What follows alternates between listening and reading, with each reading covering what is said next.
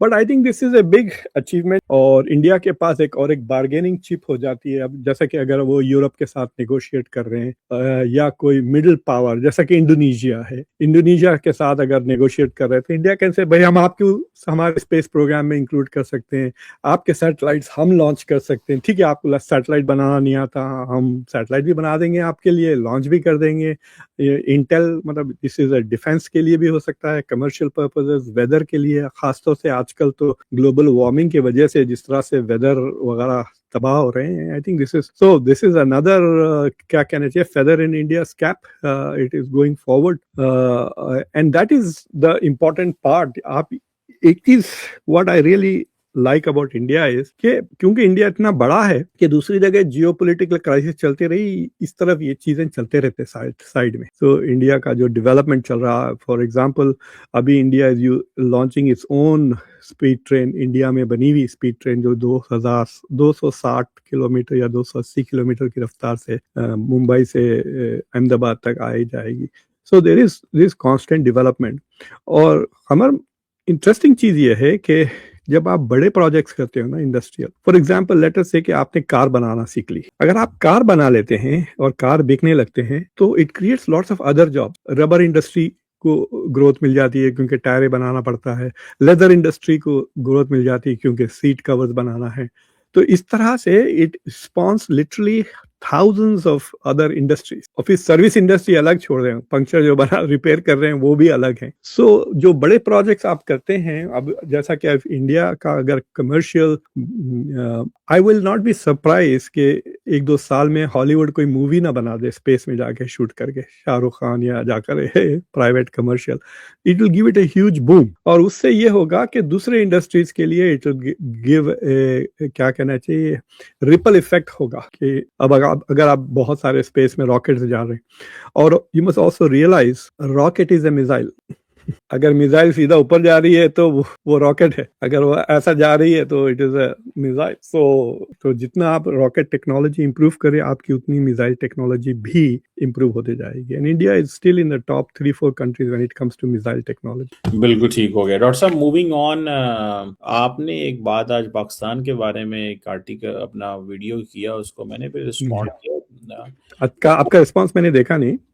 मसला नहीं, आप कोई इशू नहीं है, मैंने कोई वैसे बात की है, मैंने आपकी बातें सुनी सारी उसमें। डॉक्टर साहब, एक कंट्री लाइक पाकिस्तान जो पिछले 50 साल से एक्टिवली ग्रेट पार कंपटीशन अपने बॉर्डर पे देखता है, लाइक, और वहां पे अफगानिस्तान जैसा, और फिर उसमें हमारे अपने इंटरनल प्रॉब्लम्स भी हैं, ठीक है, I can not ignore that, civil military tensions, dictators का आ जाना चले जाना, this and that, revolving door democracy. And then आप देखते हैं कुछ कंट्रीज हैं इन द मिडिल ईस्ट जिन्होंने अरब स्प्रिंग में जो आपने देखा तमाशा हुआ कि आज तक चीजें वहां सेटल नहीं हो सकी, लीबिया का क्या हाल हुआ, सीरिया का क्या हाल हुआ, बाकी चीजों का क्या हाल हुआ, और आप देख रहे हैं वहां पे आज भी। लेकिन in Pakistan there is not an inch of territory जो टेररिस्ट कह सकें कि ये हमारी है। Yes, they are on the run, वो भाग रहे हैं, वो इस गार में होंगे, उस पहाड़ पे होंगे, इधर छुपे होंगे, उधर भागे होंगे, आएंगे, हमले करके गायब होकर चले जाएंगे। और आपने बलूचिस्तान का भी जिक्र किया जो टेरिटरी अनइनहैबिटेड है, ऑल टुगेदर अनइनहैबिटेड, थोड़े से,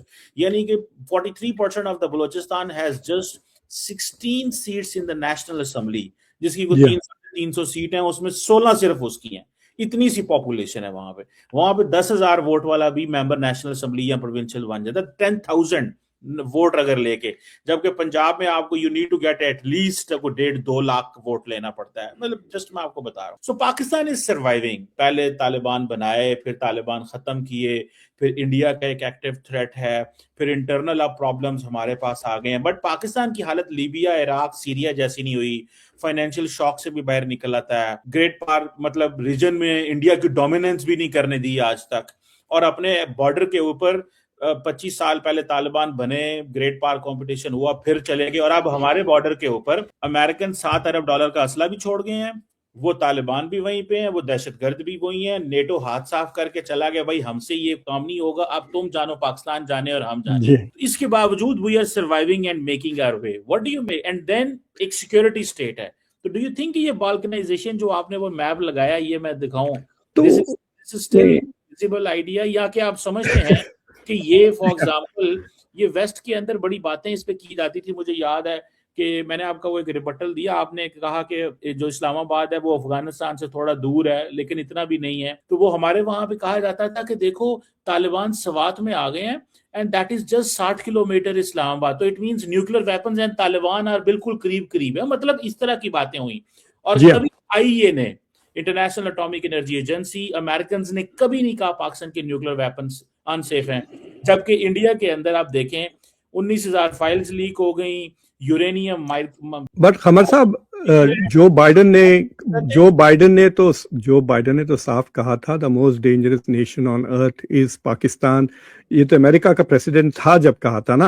आपको ये और बात है कि आपको एक प्रेसिडेंट की बात को आप अहमियत नहीं दे रहे हैं, दूसरे प्रेसिडेंट को आप अहमियत दे रहे हैं, but this guy did say that. और अगर आप जाके एफपैक पे जो लिटरेचर, अभी तो लफ्ज एफपैक इस्तेमाल नहीं की जाता, बट अगर आप ओबामा के जमाने में भी आप अगर जाके एफपैक की जो डिस्कशंस हो रहे थे तो उसमें देयर वाज डिस्कशन के one of the reasons why we are concern is about Pakistan nuclear weapons. In fact इसके ऊपर एक मैं आर्टिकल लिखा था, मुझे याद नहीं है कहाँ, आई थिंक डेली टाइम्स के लिए लिखा था मैं, एजाज हैदर का जो अखबार आता था। But I wanted to tell you कि ये देखिए, इंडिया में तो बहुत चर्चा चल रहा है कि पाकिस्तान में देयर इज अपराइजिंग्स इन गिलगित बल्तिस्तान, अभी जो प्रोटेस्ट हो रहे हैं मुसलसल, जहाँ पे 30-40 लोग मारे गए, बलूचिस्तान में टेररिज्म चल रहा है। इलेक्शंस भी हुए हैं, just to let you know, and there is a new government वहां, हाँ, yeah I know all of that. What I am trying to say कि इंडिया में काफी चर्चा चल रहा था कि there is a lot of uncertainty going on Khyber. तो ये जो 3 प्रोविंसेस है, बलूचिस्तान, केपीके, और जो आपका ये, this is not even a province ना, जो गिलगित बल्तिस्तान और जिसको आप आज़ाद कश्मीर कहते हैं, इंडिया में उसको पाक ऑक्युपाइड कश्मीर कहते हैं, तो वो इलाका जो है it is not even actually a province, it is, आप लोग उसको ट्रीट करते हैं as an independently autonomous govern province. तो यहाँ पे प्रोटेस्ट तो चल रहे हैं, तो I wanted to look at it and see what is. तो आपको मैं for example I learned a lot of interesting thing. आप वो जो दूसरा वो दिखाएं मुझे, पहले तो ये मैप रहने दे। तो पहले तो मैं ये कह रहा हूँ कि जो इंडियन समझ रहे हैं कि जो हिस्से पाकिस्तान से टूटेंगे वो सीधा आ जाएंगे, इंडिया का हिस्सा बन जाएंगे और सब हिंदू बन जाएंगे, वो तो होने वाला नहीं है। That is out of the question. और अगर आ भी जाते हैं तो इंडिया का मुसलमानों का पॉपुलेशन बढ़ने वाला है, कम नहीं होने वाला है। That is another problem for India में फिर वो शायद बीजेपी शायद इलेक्शन ही ना जीते अगर पाकिस्तान से लाखों मुसलमान इंडिया में आ जाए। बट अगर हाइपोथेटिकली अगर ये डिस्टेबलाइजेशन हो, it will be massive war like situation जिसमें हजारों करोड़ों रेफ्यूजीज होंगे, जो दोनों मुल्क अफगानिस्तान और पाकिस्तान, इंडिया ही आएंगे। And India will not be able to say we will not take refugees from a war zone. मतलब इंडिया का इंटरनेशनल स्टैचर बहुत गिर जाएगा if they refuse to take refugees. But ये जो मैप है, ये देखने के बाद आई हैड नॉट रियलाइज्ड कि आप देखिए कि Sindh is richer than Punjab. तो अगर आप पर कैपिटा की डेटा अगर देखें तो पर कैपिटा पंजाब का इज कमिंग, जो मैंने उस एक सेकंड जो आप देख रहे हैं डेटा में, पाकिस्तान का 1650 to 1750 है पंजाब का पर कैपिटा इनकम, और सिंध का पर कैपिटा इनकम 2300 तक है, समझिए maximum. This is at first intuitively it was like अरे ये कैसा हो गया। देन वी रियलाइज कि कराची शहर के वजह से सारे आपके कॉर्पोरेट हेडक्वार्टर्स कराची में है और कराची पोर्ट भी है, सो काफी ट्रेडिंग आपकी जो भी होती है वो कराची से होती है। पंजाब का जितना बिजनेस है वो बेसिकली कराची में रजिस्टर्ड है और वो पोर्ट सारा कुछ वहीं पे आता है वो सारा। हाँ, इसलिए पर कैपिटा इनकम सिंध की ज्यादा है। और अगर आप देखें बिटवीन पंजाब और सिंध 60 to 36 90% से ज्यादा 95% आपका इंडस्ट्रियल कंट्रीब्यूशन ये 2 प्रोविंस से आता है। तो जो बाकी के सारे प्रोविंसेस हैं, खैबर पख्तूनख्वा, बलूचिस्तान वगैरह, दे इज हार्डली 2-3% इस तरह का कंट्रीब्यूशन है टू द जीडीपी। लेकिन खैबर पख्तूनख्वा का जो आबादी है it is as big as Afghanistan. 40 million है उसकी आबादी, 4 करोड़ है। It is exactly the size of Afghanistan in terms of population. लेकिन उसकी आप लिटरेसी लेवल्स देखिए 58%, उसकी जीडीपी बिहार की तरह है, इतना गरीब मतलब प्रोविंस है। सो आप देख सकते हैं कि सिंध को देखें आप कितना अमीर है, इस्लामाबाद को देखें बहुत ही ज्यादा अमीर है। लेकिन जो आपके दूसरे प्रोविंसेस है, बलूचिस्तान और गिलगित बल्तिस्तान और खैबर पख्तूनख्वा, ये बहुत ही गरीब हैं relatively, so the distribution of wealth बहुत अनइवन है। तो so I was looking at it and saying कि भाई अगर अलग होता है तो I think Punjab will become a very powerful country. एक तो एक न्यूक्लियर वेपन्स उनके पास रहेंगे, दूसरी चीज ये है कि फौज भी पूरी उन्हीं के पास रहेगी, but it will probably be richer than Pakistan and I think stronger than Pakistan if Punjab is alone. मैं आपको मजे की बात बताऊं, there is no scenario like this, ठीक है? नहीं, आप इतना परेशान क्यों हो रहे हैं? Just hypothetical. देखिए क्वेश्चन इज, ये नैरेटिव बनता है। आपने न्यूक्लियर की बात की, मैंने पॉइंट लिखा आपको पता है जब ट्रम्प 2016 में पावर में आए तो उस वक्त जो अफगानिस्तान के जो लोग थे, इंडियन लॉबी पीछे थी, वो न्यूयॉर्क टाइम्स में आर्टिकल लिखवाती थी कि पाकिस्तान के न्यूक्लियर वेपन कितने डेंजरस हैं। फिर बाइडेन ने कहा, फिर बाइडेन जाने लगा तो बाइडेन के डेप्टी नेशनल सिक्योरिटी एडवाइजर ने कहा जी हमारे ऊपर पाकिस्तान से मिसाइल आ। तो हमें इन चीजों को बहुत अच्छे से पता है, ये क्यों होती हैं, ये कैसे होती हैं, पीछे लॉजिक क्या होती है, और ये माइंडसेट क्यों है। जब भी नया अमेरिकन प्रेसिडेंट आता है तो सारी बात है इंडियन गवर्नमेंट काम करती है कि पाकिस्तान को कैसे नहीं। देखिए इंडिया की राइज दो चीजों से लिंक है, on India's rise and Pakistan decline. ये दोनों चीजें चाहिए उनको। अगर इंडिया की राइज हो और पाकिस्तान की भी राइज हो तो उनको अच्छा नहीं लगता, तो वो कहते हैं डिक्लाइन भी होनी चाहिए। तो मैं इसमें मैंने समझिए ना, मैंने 2016 में Afghan deputy national security adviser ने आर्टिकल लिखा न्यूयॉर्क टाइम्स में कि पाकिस्तान का न्यूक्लियर प्रोग्राम कितना डेंजरस। मुझे याद है उस आर्टिकल की बेस के ऊपर द वियॉन न्यूज ने इंडिया में मुझे पहली दफा टीवी पे बुलाया। मुझे आई रिमेंबर, मैंने वो पढ़ा, मुझे 2017 की बात बता रहा हूं, this is in March and Trump just came in power. आप जाके अभी भी वो करेंगे गूगल के, एक Afghan deputy national security adviser ने एक आर्टिकल लिखा, मैं अप्रैल 2017 की बात कर रहा हूं।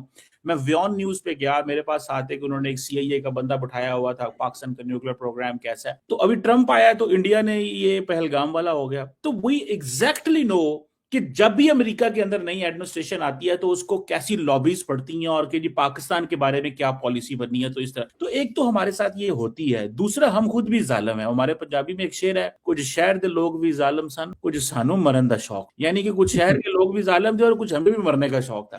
तो वो हमारे इंटरनल प्रॉब्लम, सोशल कॉन्ट्रैक्ट के मसले, civil military problems, parliament strong नहीं स्ट्रांग, ये चीजें। तो जस्ट मैं इन दैट केस मैं ये नहीं कह रहा कि आपकी बात सही है डॉक्टर साहब, ये ऐसे ही है जो इंडिया के फॉर ऑफ ट्राइबल बेल्ट है। Balochistan is all tribal. If you will आप वीडियोस देखे ना तो you will see this is tribal place. और ये तो भला हो चाइनीज का, जिन्होंने वहां इतने बड़े सड़कें बना दी, ट्रैक बना दिए, ट्रांसपोर्टेशन की बहुत कुछ किया। केपी का प्रॉब्लम ये रहा है कि वो पूरी जिंदगी तजर्बागार रहा है ग्रेट पार्स।